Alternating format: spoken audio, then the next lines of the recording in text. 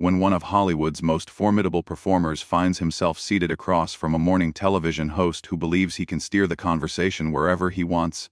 The result is anything but polite. What unfolds is a tense, unforgettable exchange broadcast live, one that spirals far beyond a routine promotional appearance. The atmosphere shifts quickly, and the escalation is impossible to ignore. Tom Hardy is sitting opposite George Stephanopoulos on Good Morning America, and the unease in the studio is almost tangible. Hardy is there to talk about his newest film, yet from the opening moments it becomes clear that the discussion is headed in a different direction. Dressed in his trademark understated look, a dark jacket with no attempt at flash, Hardy appears calm on the surface.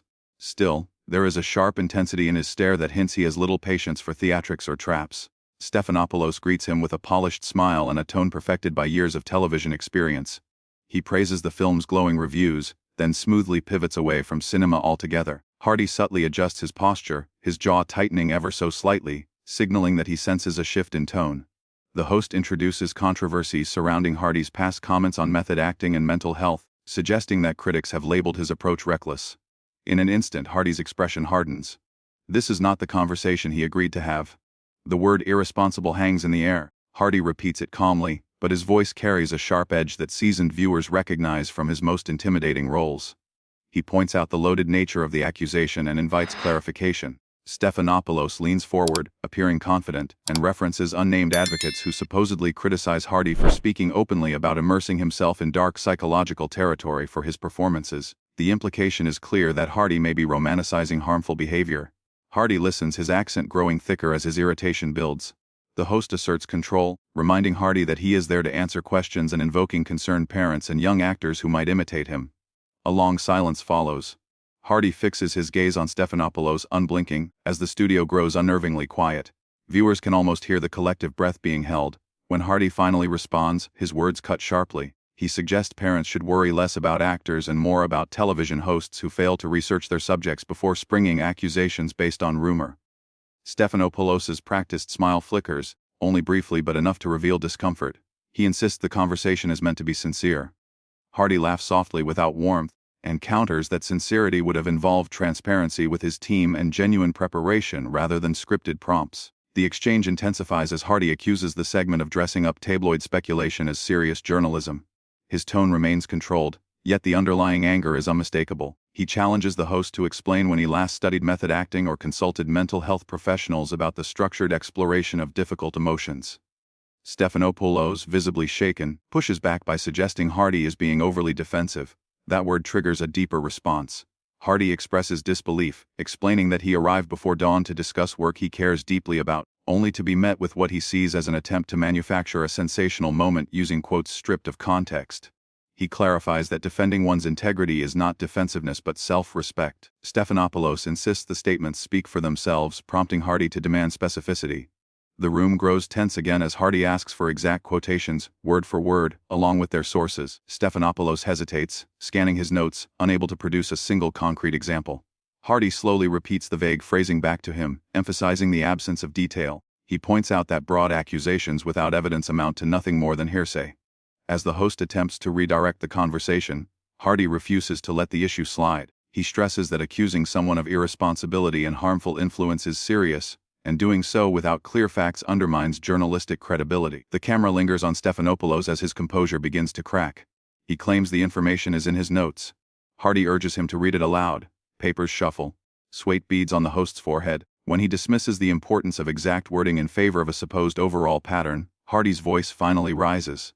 He highlights the contradiction, pointing out that minutes of pointed criticism have been built on words that now supposedly do not matter. From Hardy's perspective, the situation looks like an ambush arranged under false pretenses, accusations thrown without substance or clarity. By now the tension is overwhelming. Crew members exchange anxious glances in the background, uncertain how far the confrontation will go. Cameras keep rolling, capturing every uncomfortable second as the carefully curated calm of morning television unravels under the weight of an unplanned and very real clash. Stephanopoulos attempts to pull the conversation back from the edge, clearing his throat and trying to redirect towards safer territory. He suggests shifting focus to the new movie, mentioning that the character Hardy portrays grapples with difficult subject matter. The effort falls flat. Hardy is not prepared to let the issue slide or be neatly wrapped up for the sake of television pacing. He cuts in firmly, telling George Stephanopoulos that the discussion is far from finished. Hardy points out that several minutes were spent questioning his professional practices, using information that appears poorly researched, if researched at all. He insists that the audience deserves clarity and accountability. When Stephanopoulos suggests moving on, Hardy counters that answers are still owed. The host brought up mental health advocates who are supposedly alarmed by Hardy's influence, and Hardy demands specifics. He asks for a single name, just one identifiable individual who has openly criticized his methods. Stephanopoulos shifts in his chair, visibly uncomfortable, and responds with vague references to multiple articles. Hardy immediately challenges that response, noting the absence of names, quotations, or concrete examples. He leans forward slightly, his posture calm but assertive, and explains that this behavior mirrors the very irresponsibility he is being accused of. Making insinuations without evidence, Hardy argues, risks damaging reputations based on nothing more than suggestion. He spells it out clearly. Millions of viewers have just been told that mental health advocates view him as reckless. Parents have been subtly encouraged to fear his influence on young performers, yet not a single verifiable source has been offered to support those claims. The camera cuts back to Stephanopoulos, whose composure is beginning to fray as the pressure mounts. He deflects by stating that producers conduct the research behind these segments. Hardy repeats the word producers, his tone edged with something close to disappointment. He then remarks on Stephanopoulos' long career, implying that experience should come with higher standards. When the host dismisses the comment as irrelevant, Hardy pushes back, stating plainly that what is happening does not resemble journalism.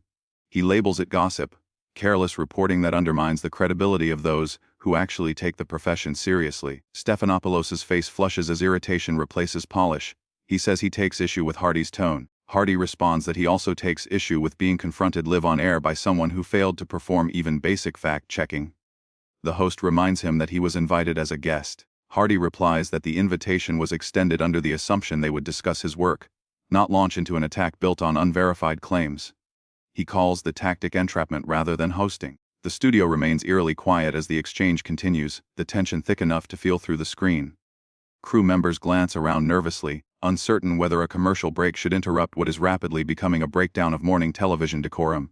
Stephanopoulos suggests Hardy is overreacting. Hardy's voice lowers in response, becoming quieter and more controlled, which only intensifies its impact. He lists the accusations one by one. He has been portrayed as someone who could harm young actors, someone careless with mental health, someone whose influence is dangerous.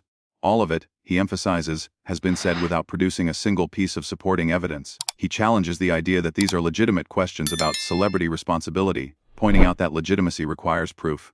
Studies, expert opinions, or documented criticism would qualify. Speculation and producer interpretation do not.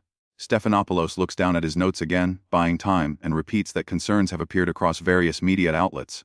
Hardy echoes the phrase slowly, highlighting how hollow it sounds.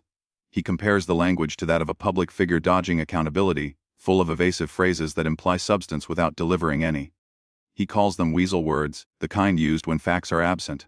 When Stephanopoulos insists he is not inventing anything, Hardy presses for immediate proof on air.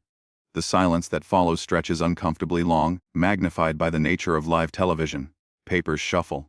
The host glances at the cameras, then back at Hardy, and suggests they are spending too much time on the issue. Hardy responds that the time spent is entirely appropriate given the seriousness of the accusations and the host's reluctance to support them. He states that walking away from claims once challenged is unacceptable. Stephanopoulos denies avoiding the issue, but Hardy calls out the deflection and repeats his demand. One name, one solid piece of evidence. The host is now visibly sweating, falling back on references to a research team compiling information from multiple sources. Hardy repeats the phrasing slowly, dissecting it. He calls it corporate language designed to obscure responsibility, accusing Stephanopoulos of hiding behind anonymous critics and vague warnings instead of standing by verifiable facts. He insists he is not hiding behind anything and pushes the point further, saying responsibility requires clarity. Either the accusations should be supported with real information or openly acknowledged as unsupported. There is no room, he argues, for implying wrongdoing while avoiding commitment to facts. The tension sharpens as George Stephanopoulos glances off camera, likely toward producers, clearly hoping for intervention or a signal to redirect. He suggests that viewers would rather hear about the new film. The response is immediate and unyielding. Viewers, Hardy states, deserve far better than this spectacle. They deserve interviewers who conduct genuine research rather than confronting guests with rumors borrowed from tabloids. They deserve journalists capable of supporting their claims with evidence instead of leaning on vague phrasing and unnamed sources. When Stephanopoulos comments on the aggressive tone, Hardy corrects him sharply, explaining that precision should not be mistaken for hostility. Serious allegations were introduced without proof, and expecting accountability in response is not aggression but responsibility. The camera cuts to the audience, whose expressions reflect a mix of fascination and unease, as though they are witnessing something raw and unscripted that was never meant to unfold on morning television. Stephanopoulos makes another attempt to regain control, urging a more productive exchange. Hardy responds that productivity was possible from the start if the conversation had been grounded in honest discussion of his work, instead of controversy designed for viral impact.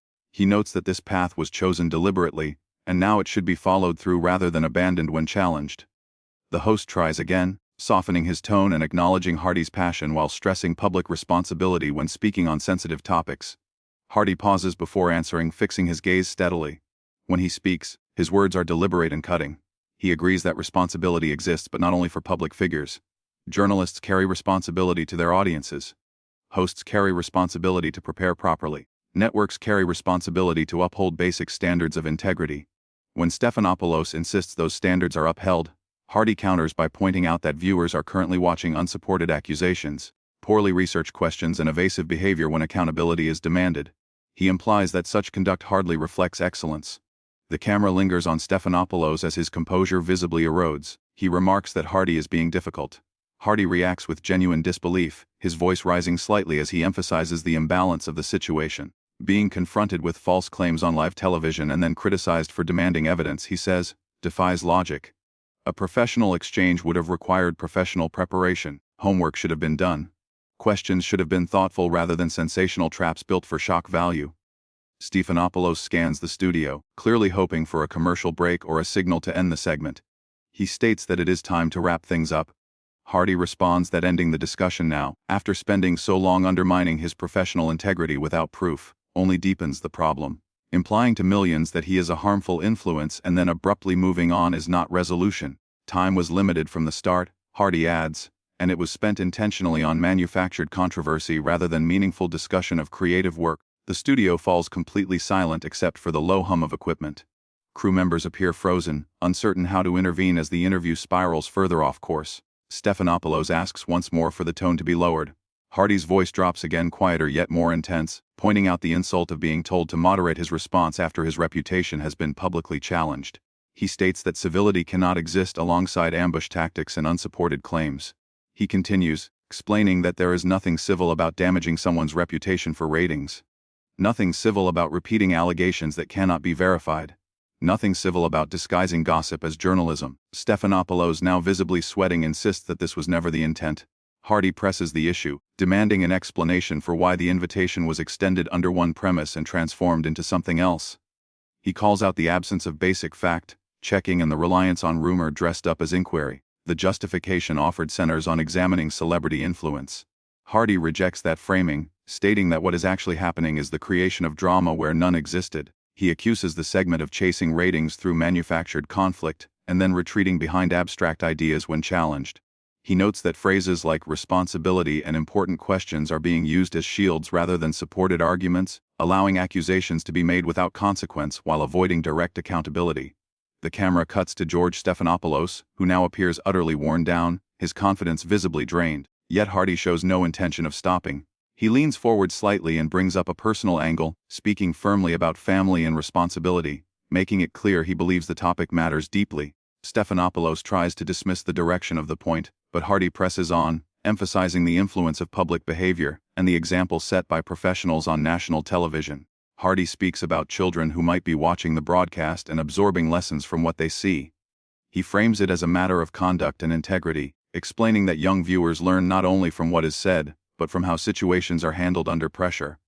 He spells out the implications plainly, stating that the current exchange teaches that accusations can be made without proof, that ambush tactics can be disguised as journalism, and that accountability can be avoided by deflecting blame or demanding the conversation simply stop.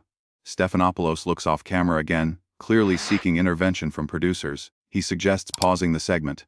Hardy reacts immediately, straightening in his seat and stating that accountability cannot be paused or postponed.